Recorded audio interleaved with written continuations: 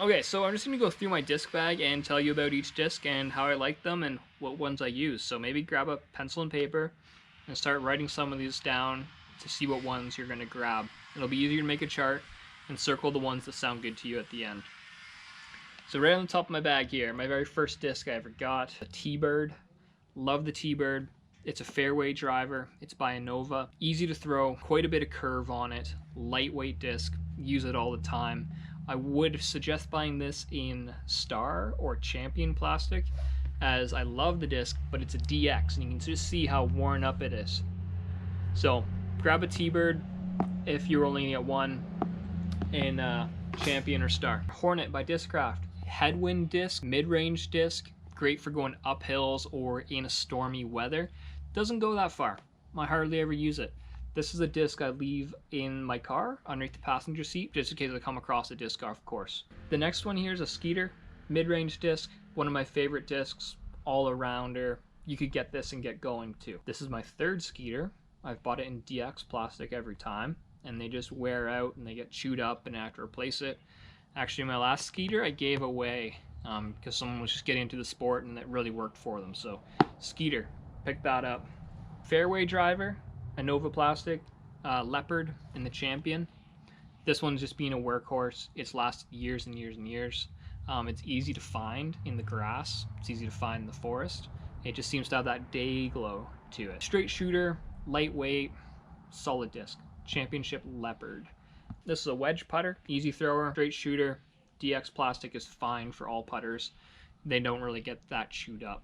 So DX plastic on your putters. This is a wedge. An earlier putter that I bought myself is called the Dart. Innova plastic.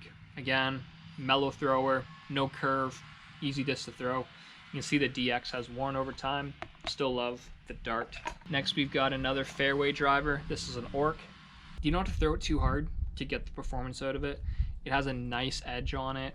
It's great for curving shots around trees. I lend this to beginners and friends all the time, so this would be a great one if it's your first disc.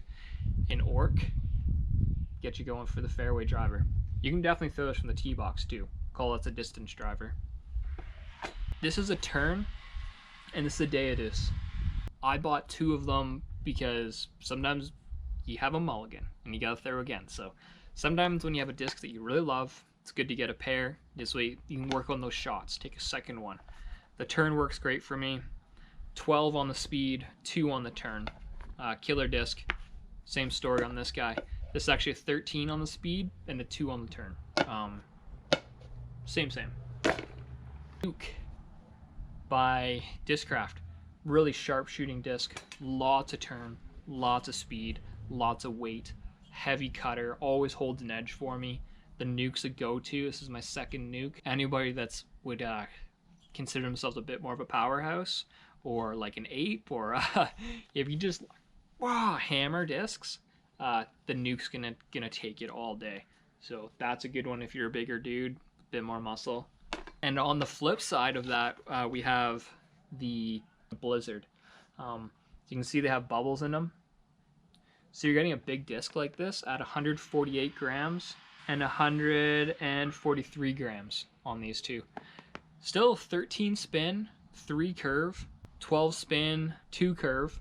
These discs, I throw it and it's like wham, poof, like I've roofed this one like 3 times when we're playing around city stuff. Man, leave it to me. Throw in a Blizzard plastic. I'm gonna roof it, or it's gonna end up in the trees or something. It's kind of like throwing a ping pong ball in the wind. It just gone. So I should actually say, if you're a bit a more delicate thrower, a bit more precision, you don't want to have to get behind the disc with all your mass and might, a Blizzard plastic's a great way to go. So it's definitely not a bad thing to get the Blizzard plastic. It's just finding what works for you and works in your hand. For me, the light stuff, not so hot. I've taken out other players and let them use the Blizzard, and they just totally connect with the Blizzard plastic. Again, we're talking 142 grams, 172 grams. So it's over an ounce of weight more in the Glow Nuke. So I like getting behind it. Golf ball in the wind, ping pong ball in the wind. More mid-ranges. It's a Gator. I would also say this is a great disc for the first one too. 5 spin, 3 turn, so you can kind of put some edge on it, get those shots around the trees. You don't have to throw it too hard. 172 grams, solid disc. This is one I bought on looks alone. Look at that hot pink, that glitter. It says zombie. I'm a big zombie movie fan. Bought this disc purely on that. As you can see, it's in great shape. Doesn't get used so much. Doesn't throw as good. The way it turns, the way it throws. When I have a Skeeter and a Gator and an Orc, the zombie just doesn't really hit it for me. So, you know, each to their own. Looks cool in the bag though. 172 grams. 2 special discs left in my bag. 100-meter laser made by Quest Discs. You can see it's got the dimples on it, much like a golf ball. This is going to keep the air coming off of it. It's got a large riser in the middle. You can just imagine what that would look like in a wind tunnel with the smoke on it, right? Just how the airfoil is going to cup and grip. Got this probably 5 years ago. Great shape. I don't use it. It just hasn't been working for me. Now, I carry it with me, and I'll throw it occasionally and just see if I can get a wrangle on this. I feel like if I could figure out this disc, it'd be a total laser. The other disc that I got that's a unique disc is the 10-meter brick, also by Quest Discs. Doesn't like to be thrown too hard, it waffles out. Nice short shooter, grabs the chains with these arcs.